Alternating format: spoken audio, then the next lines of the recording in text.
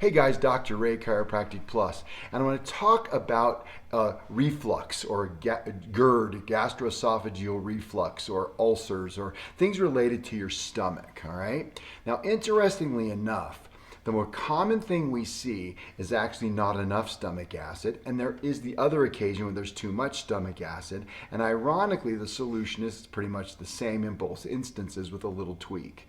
Now, let's first of all talk about what happens normally. Okay, you put food into your mouth, specifically protein. The protein drops into the stomach, and what happens is the stomach will make a phone call to the brain and say, I need to increase stomach acid. The brain will then signal the stomach to produce stomach acid, and it breaks down the food. Now, when that acid starts to increase, that acid gets around a sphincter, a little purse string on the top end of the stomach, and it pulls it and closes it. So it creates a closed system, and it closes the bottom end, the duodenal bulb, and you have a closed system, and they digest and work things out. Then when it's all over, it opens up this end first, the acid things leave, then it secretes things to neutralize the acid, and then it opens up the other end. Now, so how do you got to fix that? First thing we got to do, obviously, is always adjustments, okay? Because if you don't have adjustments to signal enough stomach acid, you're not going to get enough. If you have the wrong, turned on at the wrong time, it may be too much. So number one thing, you got to get your spine corrected, get the neurology right. So the brain and body, in this case, the brain and the gut are communicating appropriately, all right? Now let's talk about the more common scenario, which is not enough stomach acid. Now again, the brain's blocked, and the nerves never get signaled to tell the body to manufacture hydrochloric acid. You put food into your stomach. Well, it doesn't digest. It just sits there and it rots and it rots and it rots. That rotting creates an acidic stomach. Now, because it's not hydrochloric acid, it starts to jump up, and that sphincter never gets a stimulation to close. There's not enough acid. Now, there is some acid, hydrochloric acid, in the stomach, so it burns the esophagus the same as hyperacidity would. So what do? You take a Prilosec, you take a purple pill, you do the stuff, Tums even, an antacid. Well, the problem is that's damaging it even more. So to fix that, we got to add, first of all, adjustment to make sure we get the body healing appropriately. And in the short haul, we want to use a supplement called gastric acid. And all it is a supplement that will help to stimulate the production and the creation of hydrochloric acid. It's that simple.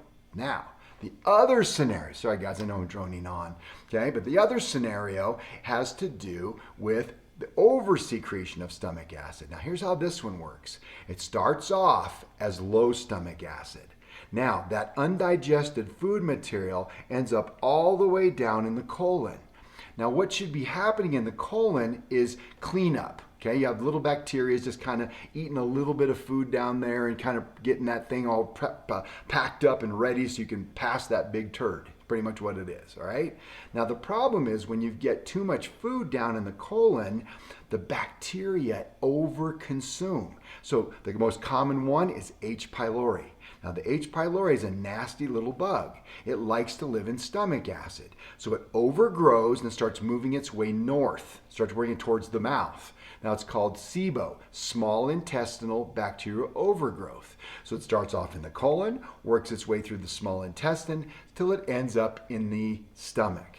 Now, you've got a whole bunch of H. pylori sitting in there. Okay, now that H. pylori, those buggers cause the secretion of acid. The acid jumps up into the esophagus and you burn your esophagus. So it looks like hyperacidity. Antacids are very effective in that short term because the problem is actually the H. pylori. So remember, it started off as what? Not enough stomach acid, which ended up in the intestine and overgrew, creating too much stomach acid. So the problem is we still need to get the stomach acid up. So the solution for hyper and hypo is the same, gastric acid. But there's one little caveat. If you have the overgrowth, we also have to add to that the supplement called HPLR, H. pylori. It's a thing that nuclear drops a bomb and kills those buggers. And they're nasty buggers and tough to get rid of. So bottom line is, guys, we can take care of this. We can get the gastric acid, the gastroesophageal reflux problem solved naturally and permanently. Thanks for listening.